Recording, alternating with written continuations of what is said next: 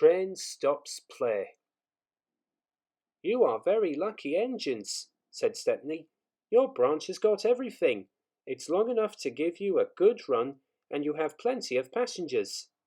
Then you've a quarry, a mine, and some factories, so you need plenty of trucks. Trucks are fun," he went on wistfully. "I missed them on our line." Percy looked surprised. "You can take mine and welcome this morning," he said. So they asked permission and then went off to collect them. Toby and Thomas gasped in wonderment.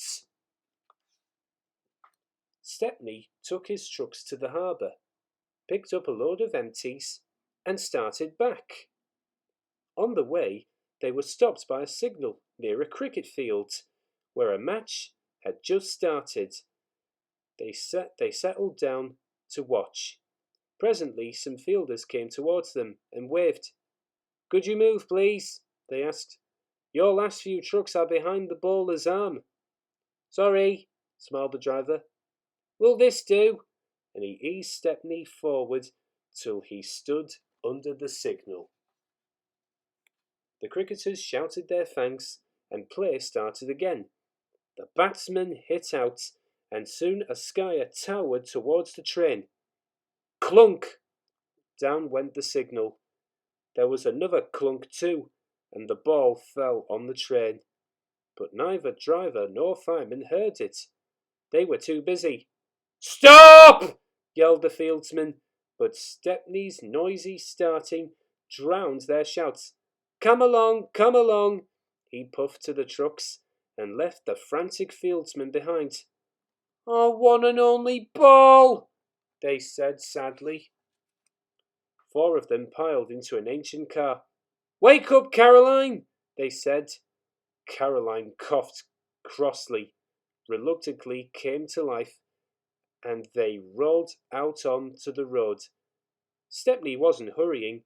He had just crossed the river when Caroline came up behind. She wailed. Road and rail ran side by side. The cricketers waved and shouted, but they were too far away for the firemen to recognize them or hear clearly what they said. "If those jokers want a race," remarked the driver, "they can have one." He advanced his regulator, and Stepney drew ahead. Poor Caroline wasn't happy. She rattled along at twice her usual speed. "Master shouldn't treat me like this," she grumbled. "This pace is too hot for my system. It'll fuse all my circuits." "Hurrah!" she exclaimed. "That silly train has ran into a hole, so we can't catch it. Now Master will have to be sensible and go home." But Master didn't go home. Caroline nearly boiled with fury when he made her climb a steep hill and run down to the station on the other side. Caroline arrived just as Stepney had shunted the trucks. His crew were going off duty. The cricketers explained what had happened. The driver and fireman were surprised. "Did you say the third truck from the van?" they asked. They all went and looked. The ball was there, nestling under some straw. "We are very sorry," the driver said. "Never mind. You couldn't help it. Now we must get back quickly." "That's just it," said the driver. "You'll never be quick in Caroline. She looks worn out." "Wait a minute," he went on. "I've got a plan." The driver spoke to the station master and signalman. Then they rolled Caroline onto a flat truck and coupled a brake van behind. The cricketers got in, and Stepney pulled the train. They reached the field in no time. Stepney watched from a siding, while driver, fireman, and guards sat in the pavilion. There were no more lost balls, and the game was played to an exciting finish.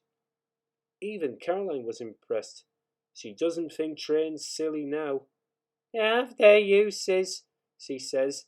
"They can save the wear on a poor car's wheels."